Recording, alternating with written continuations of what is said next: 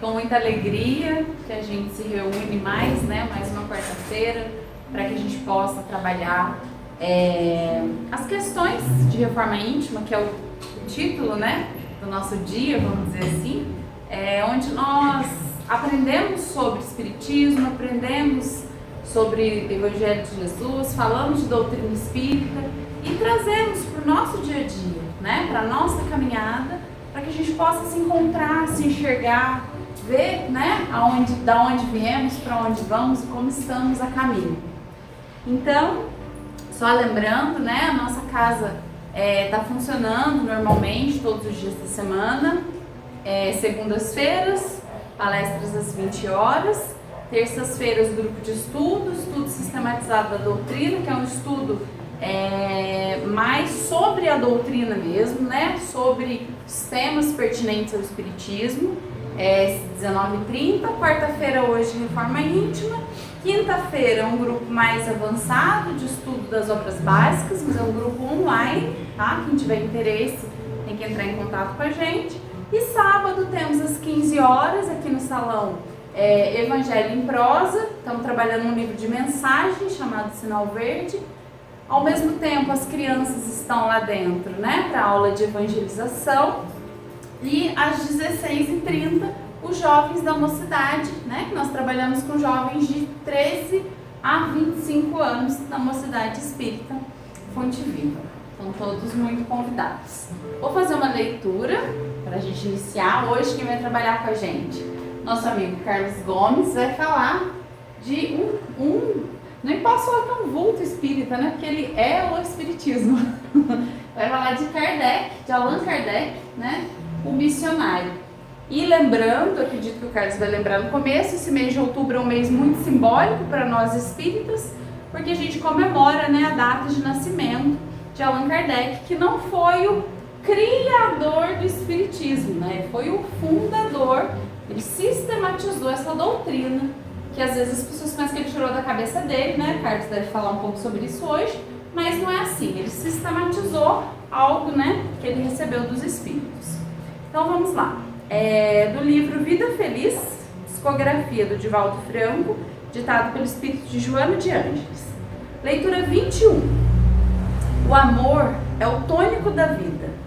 Quando se centraliza nos interesses inferiores do sexo e das paixões primitivas, torna-se cárcere e deixa de ser o sentimento elevado que dignifica, libertando. Examina os teus sentimentos na área afetiva e observa se eles te desarmonizam ou tranquilizam. Através da sua qualidade, detectarás se amas ou apenas desejas. O verdadeiro amor supera o egoísmo e trabalha sempre em favor da pessoa querida. Ama, portanto, sem escravizar aquele a quem te devotas, não te deixando escravizar também.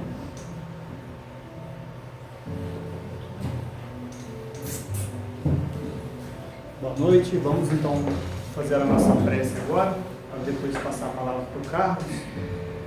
Então, cada um no seu íntimo, que possa acalmar os pensamentos, agradecendo pela oportunidade de mais um dia de vida, de mais um dia encarnados, que possamos ser gratos por tudo que temos, pelas pessoas que estão ao nosso redor, que possamos ser luz, sermos úteis aonde estivermos e que não nos prendamos à possibilidade do que o outro possa fazer, que a gente possa ser esse movimento inicial. Pedimos, Pai, a presença da espiritualidade amiga aqui, amparando o Carlos nas palavras de hoje, onde também agradecemos ao nosso irmão Allan Kardec e toda a espiritualidade que auxiliou, que trouxe para nós essa doutrina e que através dela hoje temos nossa casa com as portas abertas, com os trabalhos acontecendo, dessa doutrina que proporciona para quem trabalha um amparo e também para quem recebe este consolo dessa doutrina que não nos deixa deixar de sofrer, mas que nos ensina, que nos ampara, que nos dá um norte mais amplo de entender o porquê sofremos. Que o Carlos então possa ser inspirado, que possamos ter um ótimo estudo.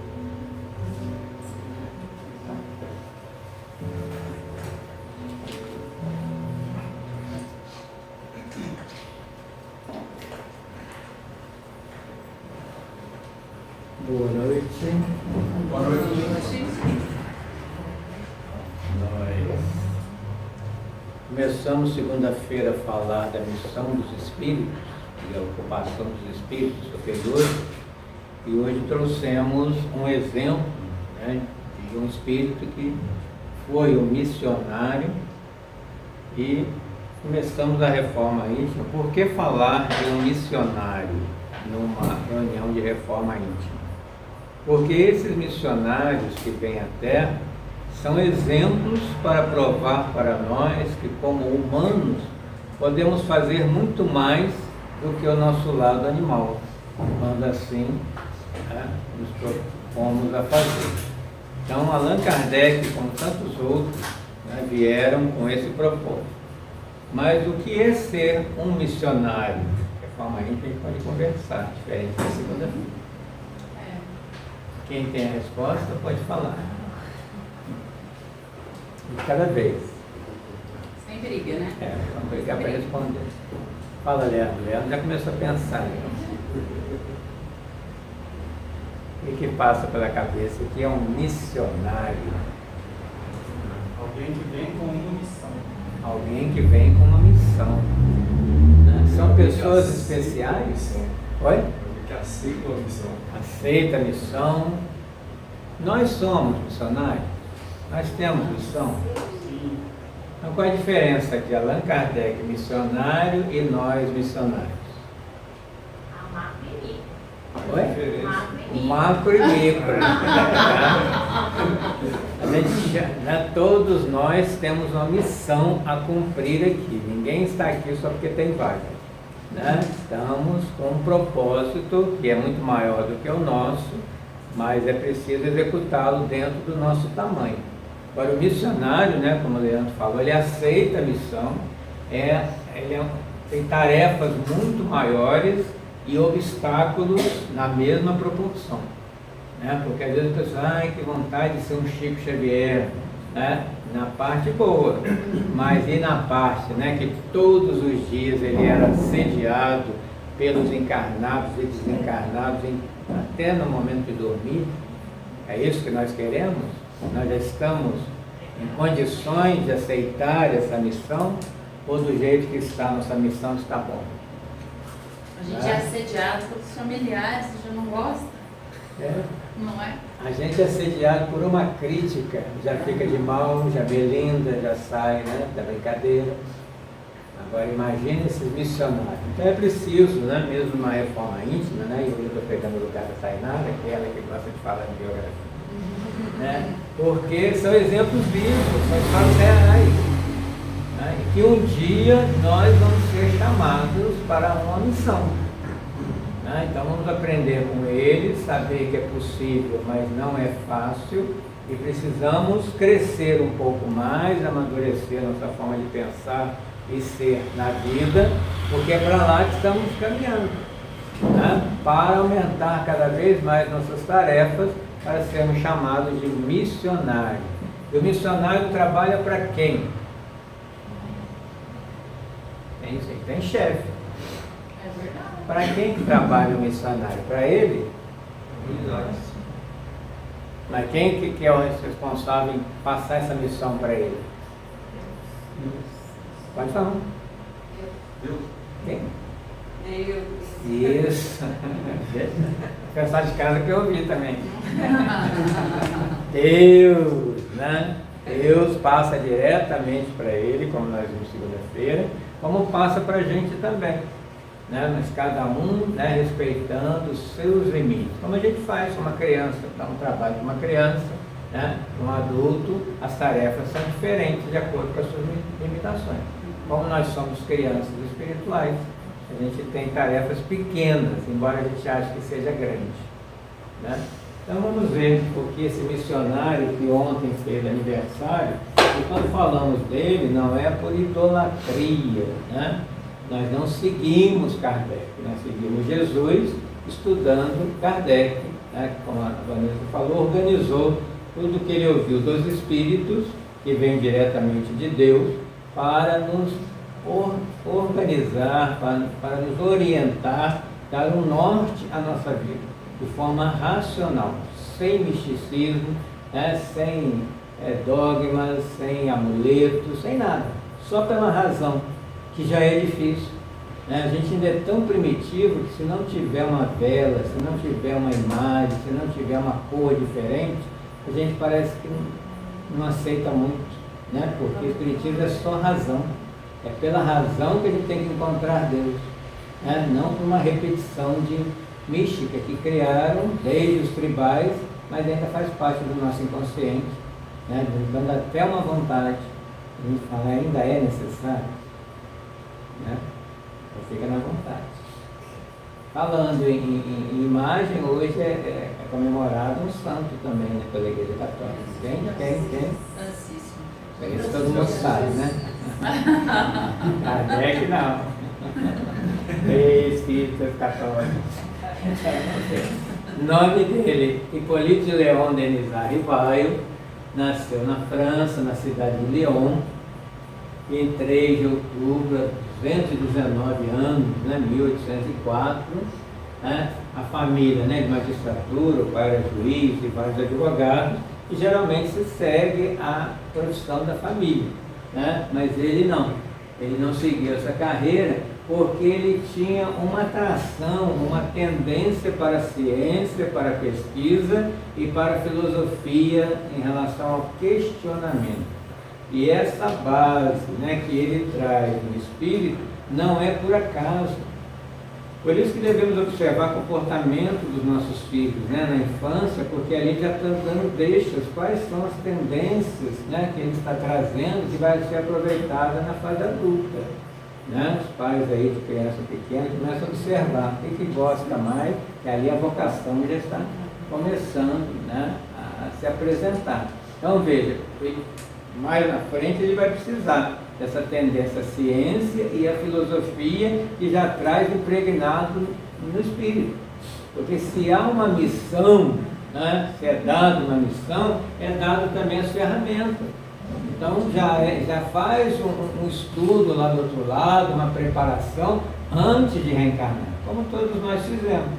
Só que alguns esquecem, outros se lembram, outros obedecem, outros não, né? Então ele obedeceu, né, foi se lembrando e foi crescendo enquanto espírito. Interessante, né? Ciência e filosofia são duas áreas que até hoje é difícil você combinar. E naquela época era mais ainda, porque a ciência era positivista, né? A ciência do eu tenho que experimentar, eu tenho que fazer a prova e eu tenho que ver. E a filosofia era bem as questões da vida. Ideias, né? É o plano das ideias. Então é interessante a gente ver como a espiritualidade dá o que você precisa, né? E foi educando o olhar dele, que depois ele ia incluir, né, no Espiritismo e explicar por que Espiritismo é ciência e religião, e filosofia e religião. E aquele menino, né, que ia se saindo bem, né, nos estudos, ele foi matriculado aos 10 anos no internato, né, na Suíça, que era o Castelo de Verdun, onde ele foi aluno de um outro missionário da educação, né, Pestalozzi, que é o pedagogo do amor, né, que no Brasil não se conhece muito, mas a história dele também é muito bonita como educador. E por quê? Olha como é que as pessoas que precisamos encontrar, né, nós encontramos para um auxiliar a outro. Então ele foi preparado na espiritualidade antes de encarnar, chega aqui, vai para a melhor escola da Europa para a época, né, para lembrar o que ele tinha estudado, e encontra, né, o melhor pedagogo da época para ele ir crescendo em inteligência, em relacionamento. E ali só teve um confronto, né, que ele era de família católica e o internato ali era de origem protestante. Mas isso ele também já foi um aprendizado para ele acostumar com as críticas, né, que futuramente ele levaria. Nasceu na religião católica, estudou no país protestante, e já começou a conviver com a intolerância, coisa que nós espíritas também aprendemos a conviver, né? Até hoje em dia. E no íntimo, ele tinha uma ideia, quando ele estudava e observava religiões, de uma reforma religiosa, né, tendendo à unificação das crenças. Porque é o que muita gente pergunta, por que as religiões são diferentes? Por que tem essa briga entre as religiões se Deus é um só? Então, desde muito novo, isso já me incomodava. Também fazia parte do repertório espiritual que ele trouxe. Né? O que eu posso fazer para, de alguma forma, tentar unir em essência as religiões? E aí, quando ele descobre o Espiritismo, vem a peça do quebra-cabeças que faltava.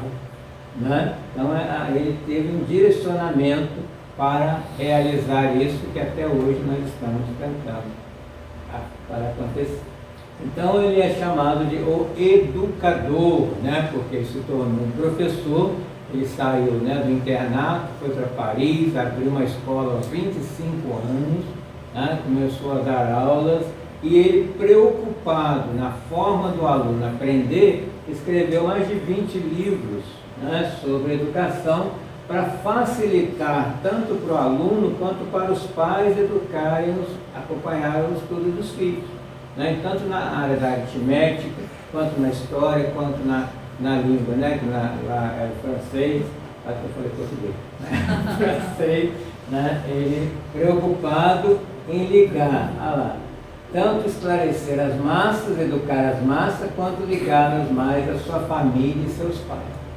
Esse é um pensamento de um missionário. O missionário não pensa pequeno, ele não é egoísta, só pensa nele e nos seus, como a gente vê hoje em dia. Ele pensa grande. Todos são meus irmãos, todos formam a minha família. Como eu posso ajudar a todos? Né? Com projetos maiores, que foi o que ele fez, escrevendo livros, criando métodos de ensino, né? Com um objetivo maior do que só ter diploma para ter uma profissão para ganhar dinheiro. 1855, aí sim, Hipólito Leon vai começar a continuidade da sua missão. Então, a gente tem a missão de educador, que fez até os 50 anos. Né? O pessoal aí que faz 50 anos, acho que já pode aposentar, não, aí que começa. Né? Aí que vai fazer o que veio para fazer. Até então é aquecimento. Então, ele já com 50 anos, né, começou as suas observações sobre os fenômenos mediúnicos que já existiam, né, através de um fenômeno chamado de mesa girante. As pessoas se reuniam à época em volta de uma mesa e ela, em determinado momento, ela começava a se movimentar sozinha, né, e isso era uma diversão. E depois ela começou com pancadas a responder perguntas, ele também viu como uma diversão. Só que ele não viu como diversão, né? Ele procurou, olha lá, como ele já tinha a base filosófica, o questionamento em cima daquilo. Como é possível uma mesa que não tem nervos, não tem cérebro, não tem inteligência, responder uma pergunta inteligente? Me explica isso. Né? Então aí começa uma pesquisa, né? E ele viu que ali tinha alguma coisa nova estava regendo aquilo, uma lei ainda desconhecida, né? Que tinha relação com o mundo invisível. E aí vai quebrar, né? Todo aquele misticismo, aquela coisa de assombração, aquela coisa de fantasma, começa a ser quebrado aí, pela lógica, pelo racional, pelo científico e pelo filosófico. E assim começa a doutrina, o Espiritismo como doutrina, né? Eles já estudavam com mais de 30 anos o magnetismo, né? A força que as pessoas têm de até curar as outras com as mãos, né? Com técnicas que auxiliavam a medicina da época, que era muito precária, né? E ele começou a pesquisar, né, esse fenômeno.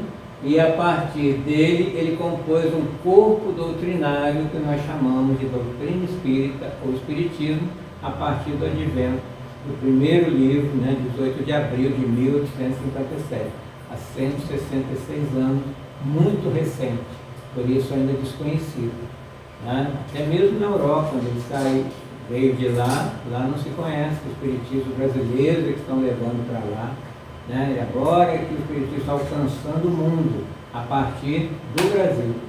Né? Muitos brasileiros que vão para lá criam um grupo, né? Tem a Federação Espírita Internacional, né? A FEB dá todo o apoio, né? Já tem as lives, né, em outras línguas para levar esse conhecimento. Olha lá, então funda-se o Espiritismo com esse livro. Né? Por quê? Qual a diferença do advento do Espiritismo e antes dele? A mediunidade sempre existiu, porque antes de existir o planeta material, já existia o mundo espiritual. A gente vem de lá.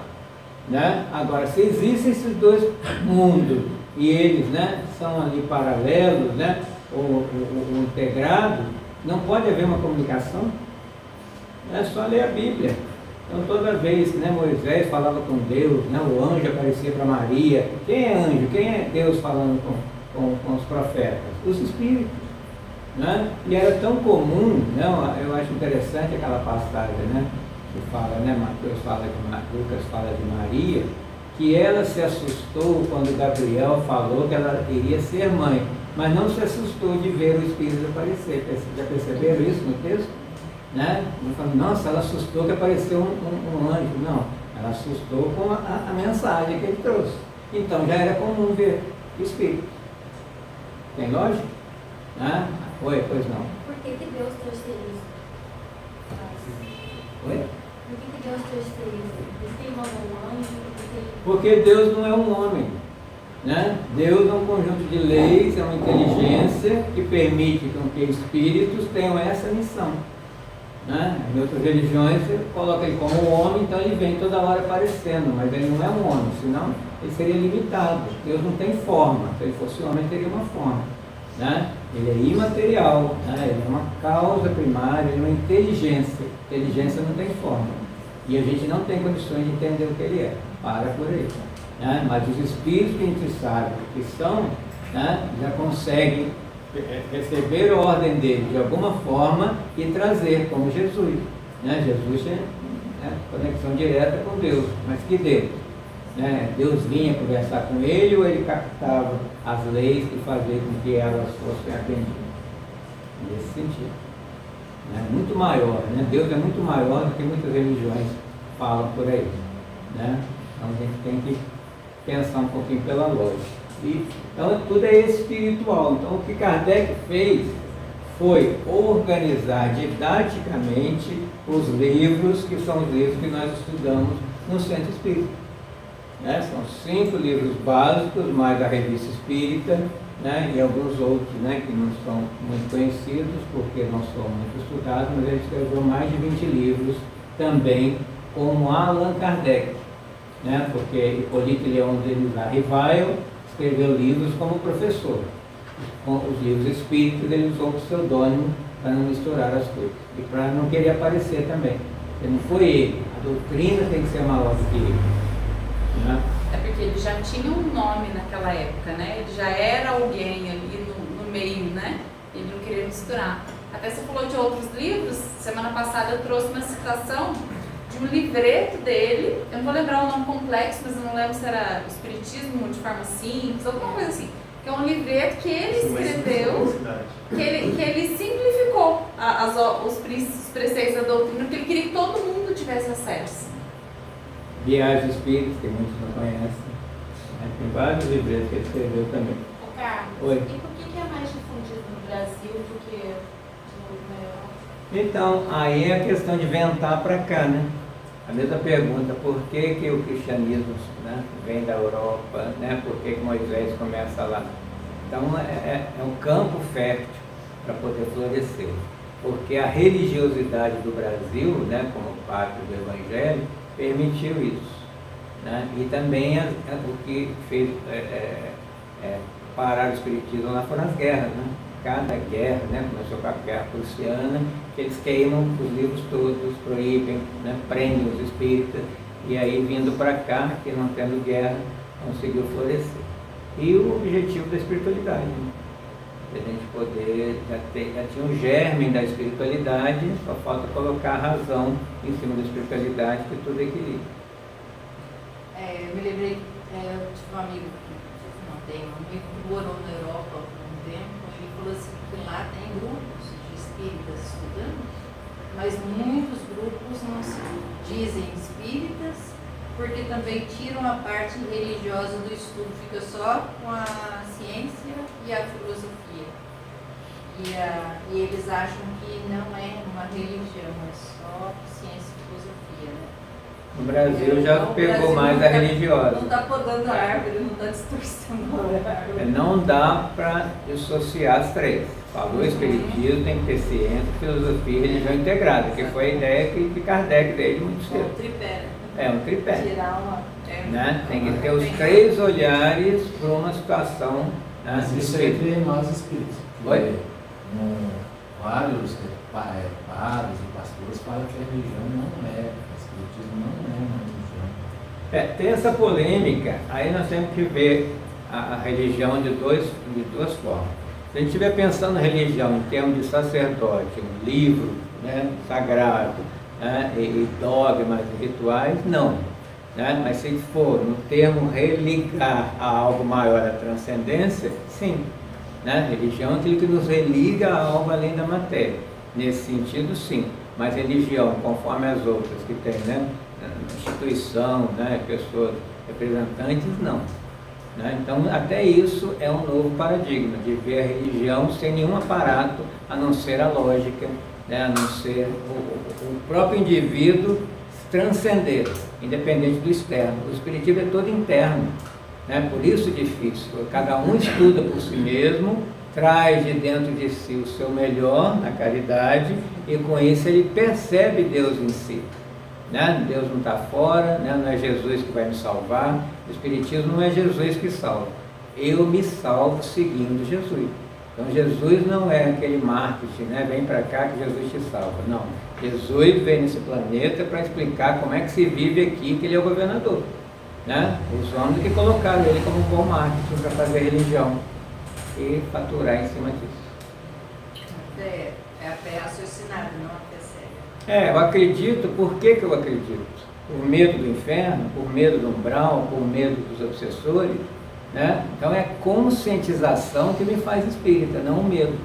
Muita religião está cheia de adeptos pelo medo, né? Medo, por isso que criaram o inferno, por isso que criaram uma série de situações para dominar pelo medo. E o espiritismo é para libertar.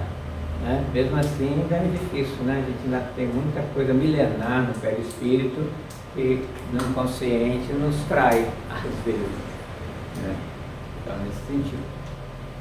E vamos caminhar, né? Ainda tem muito tempo. Né? O cristianismo tem 2000 anos, o espiritismo tem 166 anos, e o cristianismo só, né, foi de fato aceito, né? Como a religião oficial 300 anos depois de Jesus.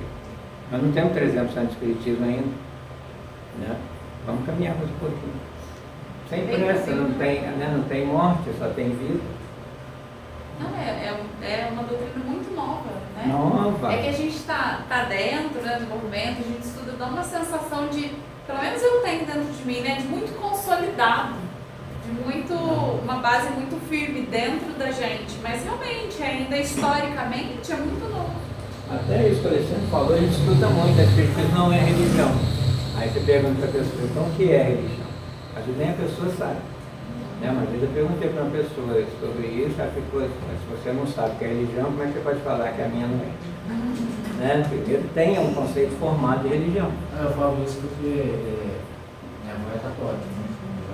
Ela viva, queria batizar meus filhos. E eu tive que ir na igreja católica para levar para batizar, para fazer a vontade da avó. E quando eu cheguei lá, muito inocente, eu falava para o padre que eu era espírita. E o padre falou assim, mas espírita não é religião. Desde que ele ia falar, pensei bem em desistir. Vai ser feliz, né? Se não for, o que nós somos em termos? O que a gente preenche lá quando for preencher um formulário de religião, se não for religião? A gente vai pôr o quê? Religioso. Né? Então, se nós temos o Evangelho segundo o Espiritismo, né? E a partir desse Evangelho a gente estuda o comportamento moral do cristão, por que não né? É a religião prática, a fé sem obras é morta, já dizia Tiago, apóstolo. Né? Então a religião vem o amor, é a religião de Paulo, né? O amor primeiro, né? E o rótulo depois. Né? Você faz o bem, a pessoa pergunta, nossa, você é uma pessoa tão boa, qual que é a sua religião? Melhor do que o contrário, você está usando religião, mas que comportamento é esse? Então a gente tem que ir pela obra. Né? Porque lá do outro lado ninguém vai perguntar qual religião que você professava, vai perguntar o que você fez pelo próximo. Foi isso que Jesus mandou fazer? Ame o próximo. Quando eu morei em Niterói, o nosso centro espírita lá, o presidente do centro espírita, ele recebia uma vez por semana a visita na casa dele de um padre. O padre queria saber como era o espiritismo. E hoje tem encontros, né, diálogos interreligiosos, que é interessante, né? Cada um fala sobre a sua visão de um assunto. Né? Não para debater qual religião que é melhor, não, mas para dialogar. Né? Então vamos falar sobre o aborto, como é que a sua religião vê, né? A eutanásia, o suicídio. Você pega um tema e cada um fala a sua, né, o seu olhar dentro do que aprende, e se unir na essência, a gente pode auxiliar o mundo. Mas ficar uma brigando com a outra, o auxílio chega tarde. Né? Olha o que o missionário faz. Trabalhador infatigável. Segunda-feira nós falamos aqui, né? Que o trabalho missionário é incessante. Não para. Só aí já cansa, gente. Nossa, não tem nem domingo. Não tem férias, não tem casa na praia. Feriado. Né? Sempre o primeiro e o último do trabalho. Né? Por causa disso, ele sucumbiu. Né? Desencarnou dia 31 de março de 1869, em meio dos preparativos de uma mudança de local. Ele estava preparando a biblioteca, mudando para um lugar maior para as reuniões, estava escrevendo livros e não parava. Né? Quem assistiu o filme sobre a vida dele via lá, né? Quanto de trabalho que ele tinha. Morreu como viveu, trabalhando, né? Já tinha problema do coração, já tinha até sido avisado pelos espíritos, mas a tarefa dele foi maior, a obra foi maior do que ele. Mas qual foi a recompensa dele? Quantos corações foram consolados por essa crença religiosa?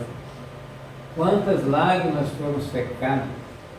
Quantas consciências abertas ao raio da beleza espiritual?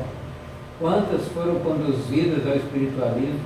Porque estavam flutuando na dúvida e não amavam mais a vida, nem a física, nem a intelectual. Né? Então, dependendo da religião, a pessoa mais fica contra Deus do que abre a mente. Porque você vai atrás de um líder religioso com problemas sérios, né? Ou a morte de um parente. A pessoa fala, Deus quis assim. Você briga com Deus, mas quis a minha mãe, por que não a mãe do outro? Né? A gente pensa que Deus é esse que está me castigando. O Espiritismo, né? A partir da reencarnação se explica tudo. Né? Não é Deus que está castigando, eu estou cumprindo, né, o que eu programei para mim mesmo, em algum momento, ou dessa ou de outra existência. O que eu plantei estou colhendo agora. Né? Então tudo é ação, é lei, ação e reação. Lei da atração. Eu atraio tudo o que acontece comigo. Né? Atraio as pessoas que passam pela minha vida. Né? Atraio situações desagradáveis, não só agradáveis, porque eu que atraio, né? Eu que escolho. Né? Consciente ou inconscientemente. Porque o inconsciente também sou eu, que a gente esquece. Né? E muito do nosso inconsciente a gente não conhece. A gente conhece o nosso ego, bonito, né? Feitado, que a gente põe e mostra. Mas o inconsciente, meus medos, minhas raivas, está lá no inconsciente, sou eu também. Quando ela aparece, esconde de novo. E quando... É feio, né? E a gente tem uma visão um pouco distorcida quando a gente resgata algo, quando a gente passa por alguma dificuldade, né? Que aí as pessoas costumam falar assim, não, mas Deus está fazendo ela resgatar.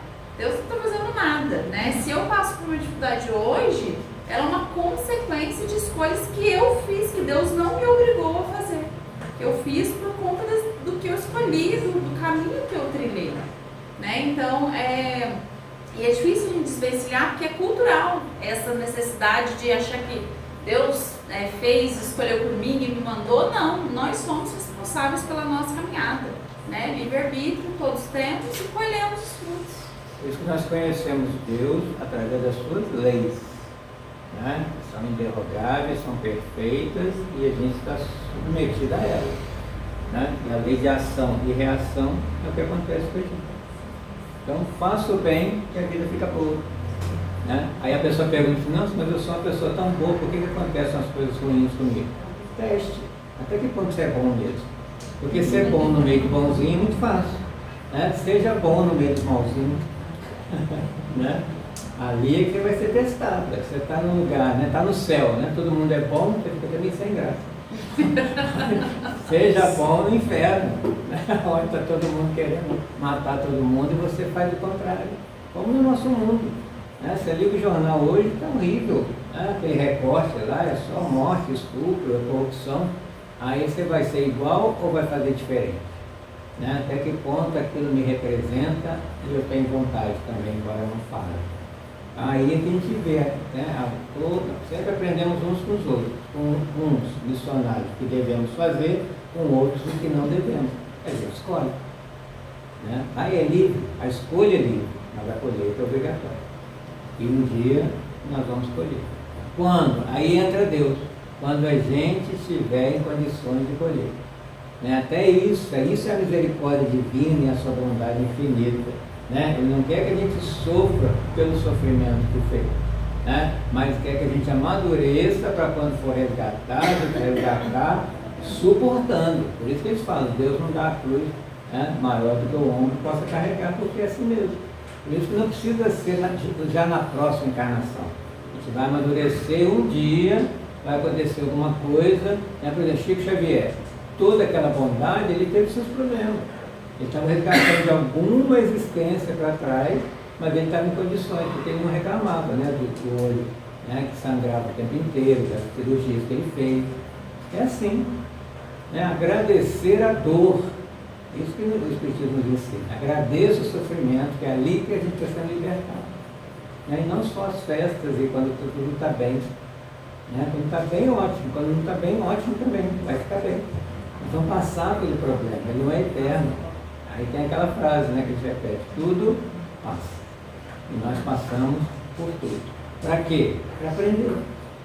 Aprendeu, outra lição, né? Assim nas aulas de matemática, aprendeu esse problema, vamos mais difícil. Sai lá, né? Expert em cálculos. É assim que a gente acontece na vida. Vamos ouvir um pouco de Kardec, né? Ele está no livro, né, que as pessoas não leem muito, é uma resposta. Uma coisa que ele deixou escrito, né, foi compilado também, principalmente por sua esposa, ela organizou e foi publicado. No começo de 1855, 51 anos que ele tinha, encontrei o senhor Carlotti, amigo de 25 anos, e contou-me sobre esses fenômenos durante quase uma hora, os fenômenos das mesas girantes. Um entusiasmo que põe em tudo todas as ideias novas. Ele achou que o colega estava muito entusiasmado com aquelas ideias. Foi o primeiro que me falou da intervenção dos espíritos e me contou tantas coisas surpreendentes que, longe de me convencer, aumentou as minhas dúvidas. E aí o colega falou, né? Sereis um dia dos nossos, disse-me. Não digo que não, veremos isso mais tarde. Olha já o insight ali, respondendo por ele a intuição. Pode ser, né? Mal sabia ele. Ou sabia. Um tempo depois, né, nesse mesmo ano, em maio, encontrou com o senhor Fortier, o senhor Patier, o senhor Maison, pessoas sérias, né, do seu relacionamento, que também falaram do mesmo fenômeno. Só que o senhor Patier, né, que era uma pessoa mais velha, né, mais séria, né, linguagem mais firme, não contou com todo aquele entusiasmo com o Carlotti. E aí ele ficou mais impressionado, né, um homem sério, né, mais velho, né, falando dessa maneira, alguma coisa tem aí. E ele foi convidado para uma reunião na casa da senhora Maison e aceitou. Aí começa, 1855. Foi lá, e pela primeira vez ele foi testemunha do fenômeno das mesas girantes em condições que não era possível duvidar. Mas antes, como pesquisador, ele olhou tudo em volta, né? Não tinha luz elétrica, era tudo luz de vela, via se não tinha, né, nenhum truque, sentou, demorou um tempão. O filme começa assim, inclusive, sobre a vida dele, né? Fica com as mãos em cima da mesa e leva um tempão para ela começar a se movimentar. Ali havia um fato que deveria ter uma causa. Olha o olhar do pesquisador, aí entra o cientista, o filósofo. Porque as pessoas estavam brincando, nossa, que engraçado a mesa movimentar, responder, rir de rir e ir embora. Ele falou, não, mas isso não é normal, tem que ter uma causa para isso estar acontecendo, né? E aí ele viu que tinha coisa séria, estava sendo revelada uma nova lei que me prometia aprofundar. Então ali ele pegou para si, né, essa pesquisa, e ele ali lembrou de alguma forma, né, intuitivamente, que era para ele mesmo fazer isso. Era a missão, né? A hora que ele encontra com a missão, já encontramos a nossa? Tem um momento que se encontra a nossa missão. Todo mundo veio destinado pela missão? Sim, ninguém está aqui por acaso. E as pessoas que já nascem ruins? Nascem Ruins. ruins, a missão delas se torna boa. Até os psicopatas, que a psicopatia é uma patologia. Sim, o psicopata demora um pouco mais, né? De repente o psicopata até para auxiliar a família, né? O psicopata vai precisar de muitas encarnações para modificar, é muito sério. Mas ainda Mas que ela mesmo seja assim- uma doença, ela não precisa se manifestar. Não é em todas as pessoas que têm a condição biológica que ela vai se manifestar. E aí vem a questão das oportunidades. E a questão da psicopatia também é que os cientistas ficam só na parte material, né? Quando, né, associar com o espiritual, a gente vai à causa dessa psicopatia. Em que momento o ódio se estabeleceu e em que encarnação? Ele está levando encarnações e encarnações. Por isso que todos nós podemos nos tornar psicopatas e trabalhar bem com as nossas emoções, com os nossos comportamentos, com os nossos valores. Né? Porque qualquer um de nós pode enlouquecer. Né? Tem muitas pessoas com transtorno mental. Né? Na última orientação que nós tivemos lá na Fundação, né, de pessoas que foram em busca, né, de alguma ajuda, tinham 7.000 pessoas com transtorno mental de ajudar, 10% da população. Né, desde uma depressão, né, desde um desvio para drogas, tudo isso é transtorno mental. Né, todos os excessos são transtorno mental. Né, pessoa que bebe muito, né, pessoa que não quer trabalhar, ou que trabalha muito, tudo muito, ou né, os excessos ali, é um transtorno, sai do equilíbrio. Isso é o psiquiatra que falou aqui no ponto de ciência e espiritualidade. Né? Aquele que não faz nada e aquele que faz muito está fora do equilíbrio. Né? Então aquele que fala muito, aquele que não fala nada está fora do equilíbrio. Né? Então a gente tem que todo o momento tentar o equilíbrio. Aí você pergunta, qual é o padrão? Né? Qual é o padrão? Jesus. Jesus é o padrão de homem, ser humano, que devemos colocar para seguir. Todos que desviam dele têm transtorno. Né? Porque ele veio para os doentes, não os sãos. Quem somos os doentes? Né? Então nós nos curamos em Jesus. Como? Seguindo. Para seguir tem que ir seguindo, imitando. Para isso tem que conhecer a história dele. Né? Cristão que não lê a Bíblia pode se chamar cristão? Né? Se a história de Jesus, que é quem eu sigo, está no Novo Testamento principalmente, eu não leio o Novo Testamento, como é que eu vou conhecer Jesus? Conta para mim. E muita gente fala, eu nunca li a Bíblia, eu nunca li o Evangelho, vai conhecer Jesus da boca do outro. Que Jesus tem que estar conhecendo. Fala. Aqui tem muita gente falando que espírito é de Deus, que é lá. Eu acredito. Vamos pensar assim, pela lógica. Se Deus é o Criador de tudo que existe no universo e existe Espírito, é de Deus ou não é de Deus? Deus só não cria o mal, porque o mal é do homem. É porque as pessoas relacionam Espírito com maldade, com o mal. Né? Porque eles colocam o Espírito do mal, porque, né, o Espírito faz o mal. Mas os Espíritos revelaram a Allan Kardec, né, e ele colocou nos livros, que nada mais são do que as almas daqueles que viveram no corpo. Nós somos espíritos dentro de um corpo de carne. Daqui a pouco a gente devolve esse corpo para a terra e fica só o espírito. Aonde? Na espiritualidade. Aí a gente vem conversar com alguém e fala, sai Satanás. Ué, até ontem eu era seu pai, agora sou Satanás? Como é que é isso? Então, olha o que as religiões fazem, né? Pondo medo e a ignorância, né? Por isso tem que estudar o espiritismo para sair da ignorância. Não precisa virar espírita não, mas estude para sair da ignorância. Oi? Pois é, tem de tudo nesse mundo. São 8 bilhões. Fala, mesmo. Eu queria falar que a gente vem, eu falo assim, a colonização espiritual. Quando você pensa na colonização, não é só a imposição daquela cultura, né? Mas assim, a imposição religiosa.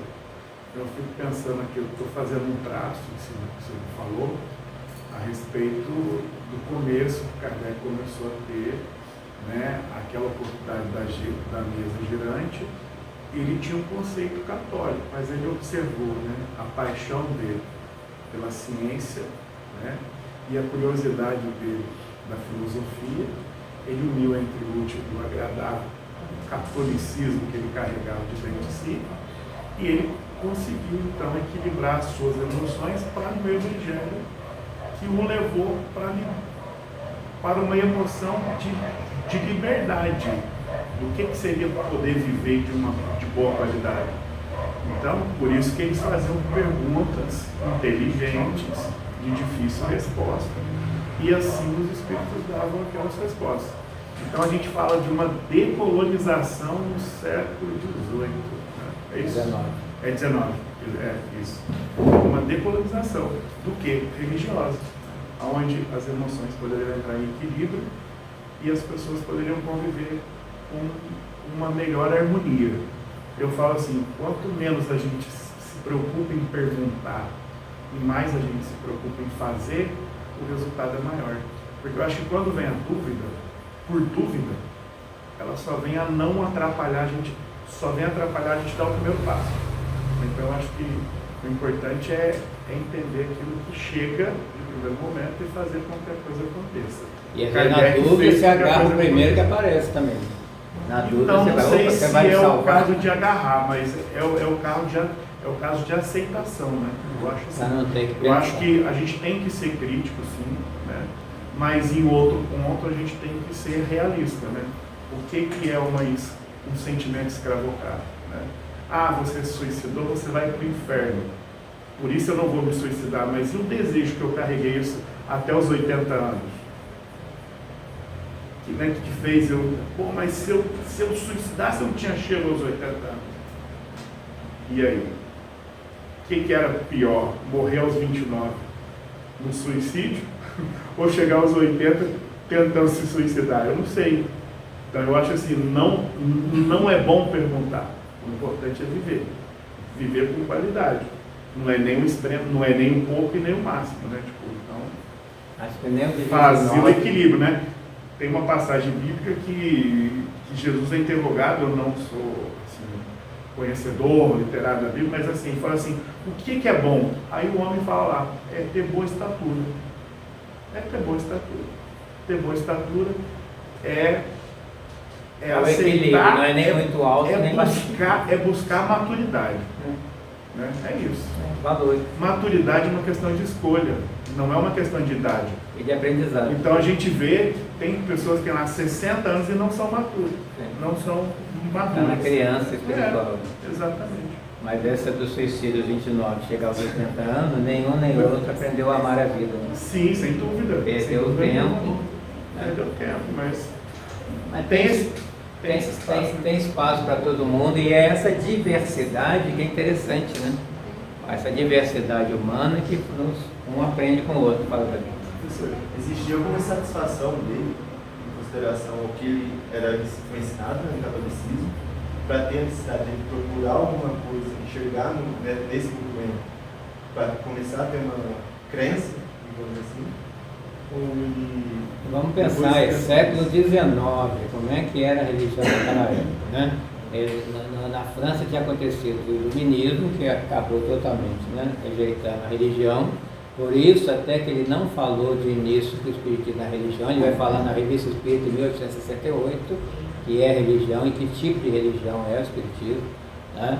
Então, tanto as pessoas não podiam nem ouvir falar de religião, quanto a religião ainda estava, né, naquela coisa da contra-reforma, brigando com os protestantes, né, e aí endurecia muito. Né? Então é aquela coisa do medo, igual eu falei, é medo, né, é medo do inferno, você tem que cumprir essas obrigações, e ele como pensador não aceitava isso. Né? No filme dele mostra, né, a religião dentro das escolas, que tem que ser dessa maneira, né, e isso por muito tempo, até hoje, né, dependendo da religião, tem uma série de proibições que são desumanas. É isso que Deus quer. Né? Então ele já tinha essa insatisfação, conheceu as duas, e a hora que veio o Espiritismo, como estava no slide ali, veio coroar o que ele precisava para clarear. Então existe uma alternativa. Né? E essa alternativa vem pela razão da ciência, da filosofia, sem deixar o fundo moral que é religioso e cristão. Outros também falam que não é uma religião cristã, né? Mas se nós seguimos os preceitos do Evangelho, por que não ser cristão? Mas cada um pode pensar o que quiser. É importante a gente fazer o nosso melhor, o nosso compromisso é sempre com Deus. E se a gente for olhar, a gente tem quando a gente analisa Kardec, a gente analisa de 2023.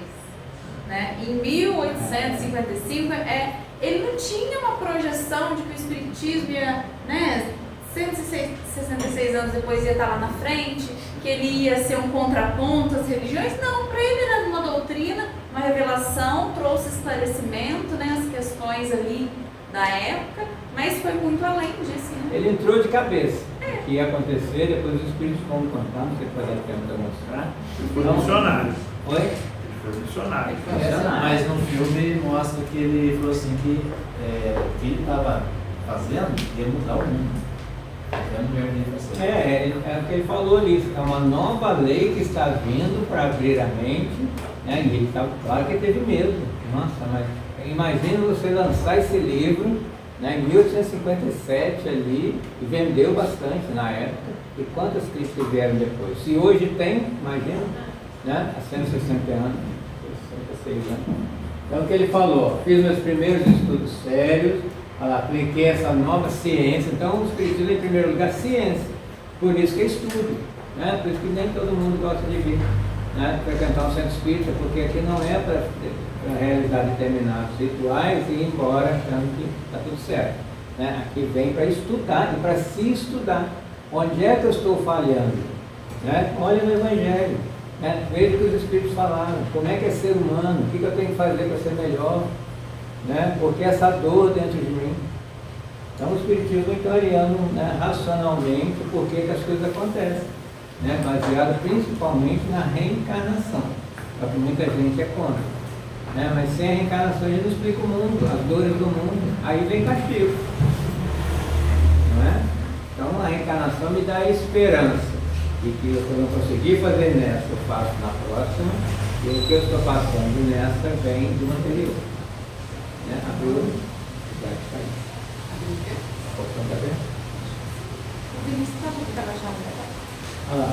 Olha a parte científica dele. Ele observava, comparava, deduzia. Ele não foi pegando essas fotos dos espíritos, escrevendo e lançou o livro. Demorou, né? São 2 anos ali, né, pesquisando, né? Então ele fala, a solução que havia procurado em toda a minha vida era a insatisfação dele. Mas sem satisfação você não vai atrás de pergunta, não é assim que se pesquisa, biólogo? Né? Você tem um problema em cima dele, você vai ser investigar. provocado, né? Essa era a provocação dele. Por isso que está esse marado, não, a vida está boa assim mesmo. Quando a gente achar a vida está boa, você acomoda, né? E deita na rede. Agora, quando tem um incômodo, igual dor, está doendo, não deixa assim mesmo, não, vai atrás para ver o que é essa dor, né? Porque ali é o alarme. A mente também não gosta da vida. Por que eu não gosto da vida? Então deixa eu investigar. Que vida que eu não gosto? Então o que está faltando na minha vida?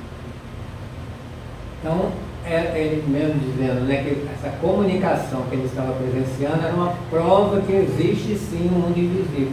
Porque toda religião fala que tem um mundo invisível, que tem a imortalidade, que nós vamos para algum lugar, mas não explica. Mas por que explica? Os espíritos vieram contar como é que é lá. Né? Então, se o próprio morto está falando como que é lá, né, a gente não vai acreditar. E aonde que isso está contrário a Deus que criou tudo isso? Aonde está antidoutrinário contra Jesus, contra o amor? Muito pelo contrário. né, vem nos confirmar que tem esperança do outro lado.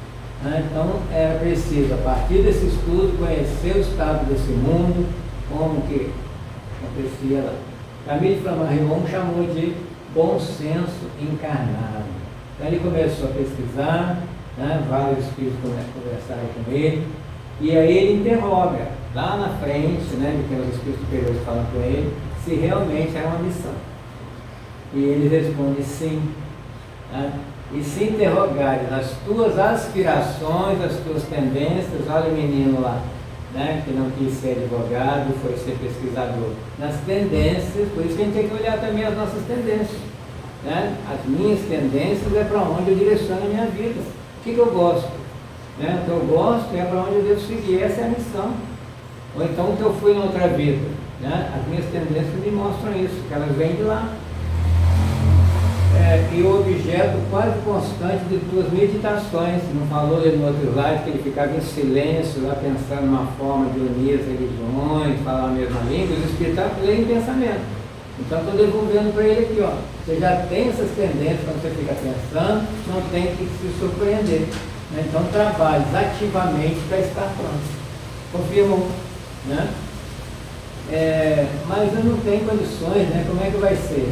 A resposta dos espíritos: deixa a providência fazer a sua obra, estará a seu ser. Então confia, e está na fé. Se é a minha missão, eu tenho que fazer, a espiritualidade vai me ajudar.